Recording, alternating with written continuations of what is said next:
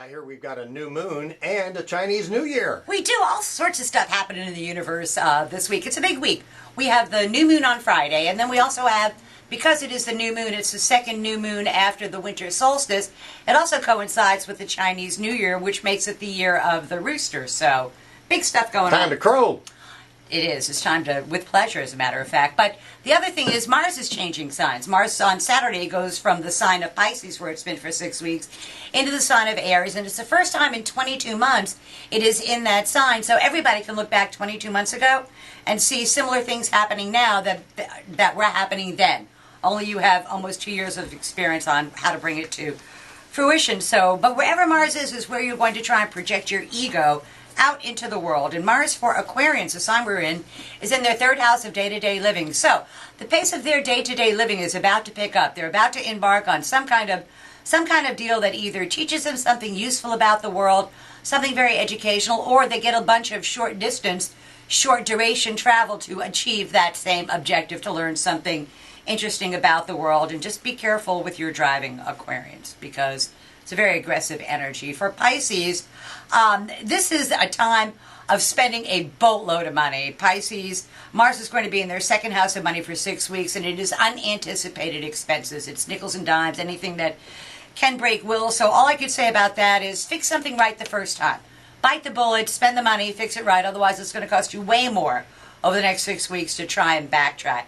For Aries, Mars is in their sign, and it is firing them up. It is inspiring them. It is somebody putting a boot in their back saying, you got to take action. You need to take action now, and you need to be the initiator of that action. And so Aries, what I need them to realize is to just kind of pick something that they can actually finish. Otherwise, you're going to throw a whole bunch of stuff up on the wall, and not all of it is going to stick. So they need to be reasonable in where they project your energy into something that is actually completable. For Tauruses, this is the end of 22 months worth of activity for them, and they need a break. They just need to take a step back, go somewhere where nobody's making any kind of demands on them, because they really are flat out of energy. It's been a very demanding 2 years for them, and so any opportunity a Taurus gets to take a break, they should. And you should encourage it. I will, my wife Pat, for sure. Yes. Oh, poor thing, yes. For Geminis, it is in their 11th house of hopes, wishes, goals, and objectives. And Geminis are going to find all kind of friends coming out of the woodwork, just crawling out. People that they used to work with, people that they used to know, old friends, old acquaintances, all kind of checking back in to see if there's somehow they can take advantage of the Gemini, which again, Donald Trump, wait till you see the people contacting him. All looking for jobs. For Cancers, it is in their 10th house of career and public standing, and there's a lot of activity going on professionally. And to Cancers, I say, it's not necessarily about you.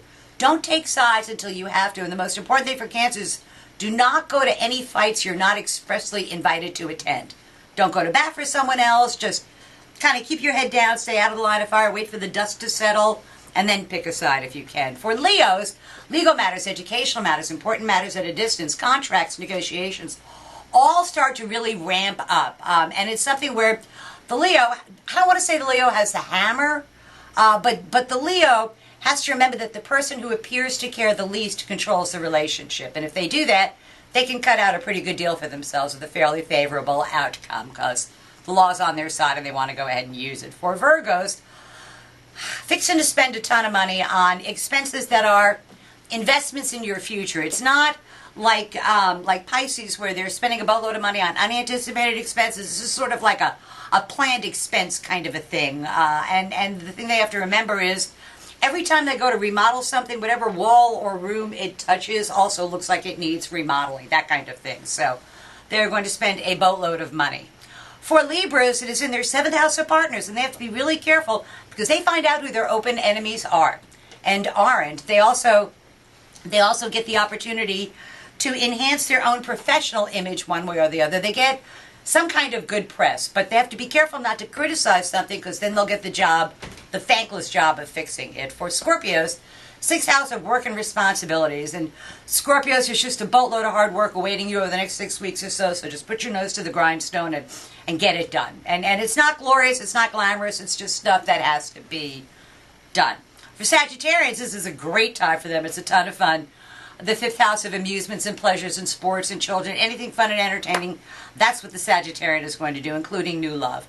And for Capricorns, the last sign, fourth house of home, and they also are doing things at their home. They're unearthing something at home that changes things one way or the other, and it works out to be, it's first a shock to the Capricorn, but then it frees them up in some way. So that's tomorrow's news today, with the new moon in Aquarius on Friday, the Chinese New Year on Saturday, and Mars going into the sign of Aries. So lots going on. And we'll sign off and see you next week. Always a pleasure.